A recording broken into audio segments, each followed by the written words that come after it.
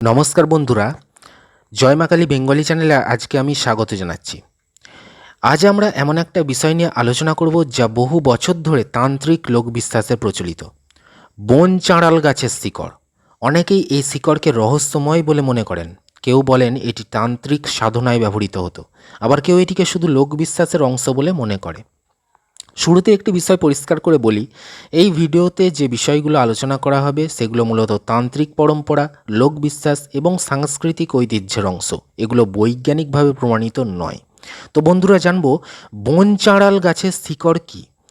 গ্রাম বাংলার বিভিন্ন অঞ্চলে বন চাঁড়াল নামে পরিচিত কিছু বুনো উদ্ভিদ সম্পর্কে নানা লোককথা প্রচলিত আছে। তান্ত্রিক ধারায় বিশ্বাস করা হয় কিছু নির্দিষ্ট গাছের শিকড়কে প্রকৃতিভাবে শক্তির আধার হিসেবে দেখা হতো, তবে অঞ্চলভেদে বন চাঁড়াল নামে কোনো উদ্ভিদকে বোঝানো হয় তা এক নয়।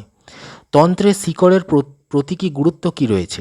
তন্ত্রে শিকড়কে পৃথিবীর তত্ত্বের প্রতীক হিসেবে ধরা হয়। গাছ যেমন শিকড়ের মাধ্যমে মাটির সঙ্গে যুক্ত থাকে, তেমনি সাধকেরও আত্মসংযম, ধ্যান ও নিয়মের মাধ্যমে আধ্যাত্মিক ভিত্তি দৃঢ় হওয়ার কথা বলা হয়। এই কারণে কিছু আচার অনুষ্ঠানে শিকড় প্রতীকী উপাদান হিসেবে ব্যবহারের উল্লেখ পাওয়া যায়।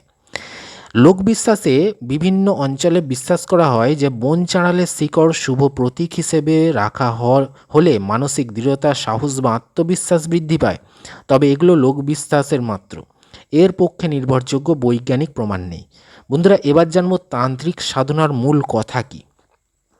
প্রাচীন তান্ত্রিক গ্রন্থে বারবার বলা হয়েছে যে কোনো বস্তু একা সিদ্ধি দেয় না। গুরু, শৃঙ্খলা, ধ্যান, জপ, চরিত্র এবং দীর্ঘ অনুশীলনই সাধনার মূল ভিত্তি।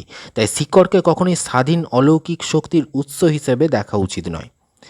দেবী উপাসনায় তান্ত্রিক ধারার বহু শাখায় দেবী কালী, তারা, ত্রিপুরা সুন্দরী বা ভৈরবের উপাসনার উল্লেখ আছে, যেখানে ভক্তি, ধ্যান ও আত্মসংযমকে বেশি গুরুত্ব দেওয়া হয়। ভক্তিমূলক একটি প্রচলিত মন্ত্র হল ওং ক্রিং কালিকা ওই নমঃ। এই মন্ত্র দেবী কালীর প্রতি প্রণাম ও ভক্তির প্রকাশ হিসেবে ব্যবহৃত হয়। এটি অলৌকিক ফলের নিশ্চয়তা দেয় এমন দাবি করা যায় না। আর আধুনিক দৃষ্টিভঙ্গিতে বর্তমানে সময়ে ইতিহাসবিদ, সংস্কৃতিবিদ ও গবেষকরা তন্ত্রকে ভারতের আধ্যাত্মিক ও সাংস্কৃতিক ঐতিহ্যের একটা অংশ হিসেবে অধ্যয়ন করেন। তাদের মতে তন্ত্রের অনেক প্রতীক ও আচার মানুষের মানসিক, দার্শনিক ও সাংস্কৃতিক ভাবনার সঙ্গে সম্পর্কিত। বন্ধুরা, বন চাঁড়ালের শিকড় নিয়ে নানা গল্প, বিশ্বাস ও কিংবদন্তি রয়েছে। এগুলো ভারতীয় লোক সংস্কৃতির একটা আকর্ষণীয় অংশ। তবে এগুলোকে প্রতিষ্ঠিত সত্য বা অলৌকিক উপায় হিসেবে নয়, বরং ঐতিহাসিক ও সাংস্কৃতিক ঐতিহ্য হিসেবে দেখা উচিত।